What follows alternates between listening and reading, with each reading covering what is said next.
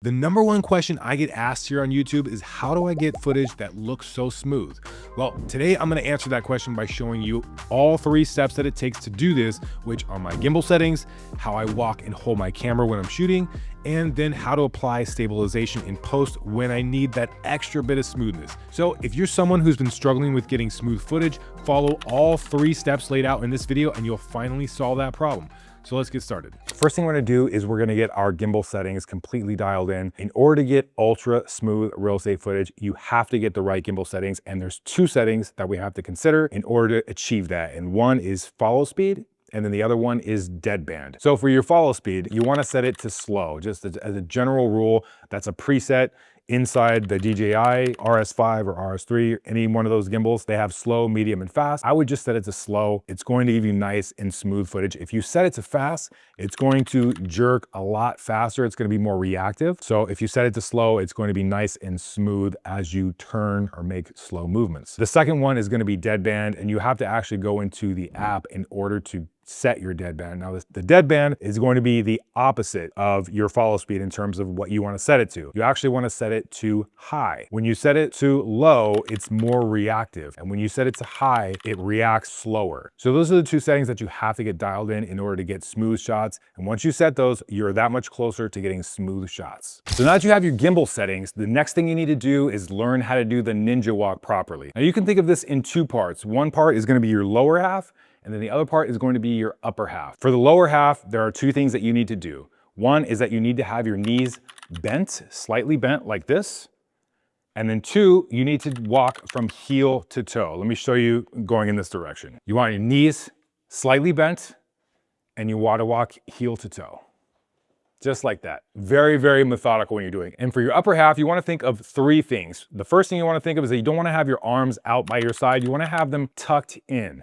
And then if you look at it this way, you have them tucked in, and you also want to have everything close to your body. You don't want your gimbal way out here or anything like that. You want to have everything close to you. And the third thing, and I don't really hear people talk about this, but for me, the third thing is once I line up my shot and where I know where I'm going, I actually look at my target. I don't look at the LCD monitor anymore because it's hard to walk smoothly if I'm looking at the LCD monitor. It's better if I look on top of my camera right at my target and then walk toward that.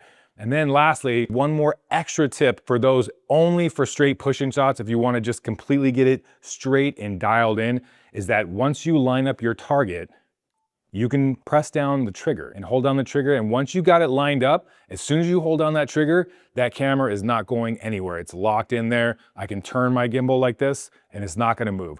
This only works for straight push-ins. You can't use this for curved push-ins or anything like that.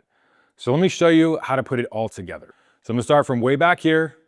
I'm gonna make sure my knees are slightly bent. I'm gonna keep everything close to me. I have my arms, they're not flared out, they're close to my body. And I'm just gonna line up my shot, hold down the trigger, and then do a straight walk forward.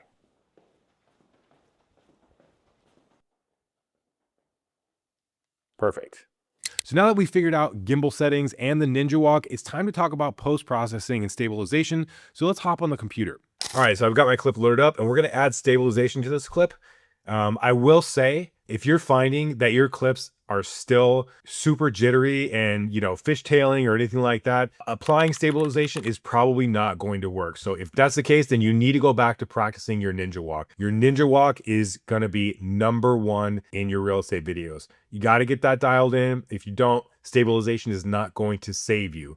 But that said, if you do get shots and they have small little minor jitters and things like that, this is where stabilization can really shine for you. And let me show you what I mean. So I'm actually going to slow this footage down and I'm going to add a speed ramp to this all the way over here.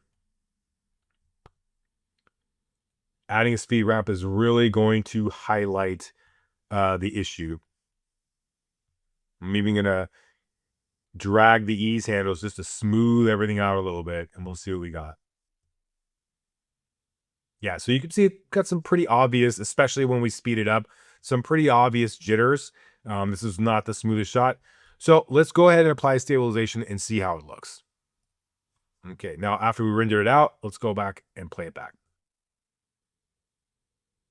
So you can already see that made a huge difference. Again, we're working with footage that is almost there. It's just slightly off. And then in addition to that, Another method that you can do if you're still finding that that stabilization didn't quite get it there, instead of having it set in automatic, what you can do is try smooth cam. And when I use this, I'll usually bring the translation smooth all the way up and the rotation and scale smooth all the way down. Now let's see what that looks like. Now I think that looks a lot better. So let's look at the original and then we'll look at this one. And then I'm going to show you a couple other things that you can do with this. So that's the original. You can see it's a huge, huge difference. And then in addition to this, there's a couple other things that you can do. You don't have to do this, but I do find that the more things that you stack within your video, just the more it heightens the experience and just makes the overall experience for the viewer that much better. So this is actually from my Real Estate Essentials Effects Pack. If this is something you're interested in, I'll leave a link below. But again, not entirely necessary for this, but I use this all the time, like on every clip that's speed ramped, and I think it adds a lot to it. So I'm going to add this and one other thing. So here's what that motion blur looks like. If I take the motion blur off and then turn it back on, and I think it just adds a little bit more to the overall look. And then lastly, what I would do is I would add a whoosh sound effect. This is also from my Essentials pack.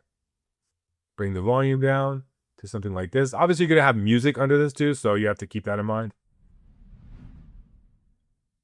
So there you go. That's adding motion blur, adding a little bit of stabilization, adding sound effects. All these things combined are really going to bring your videos home. So now that you know all the steps to getting smooth footage, you need to know what shots to get when you're on site. And for that, you'll need to watch this video right here.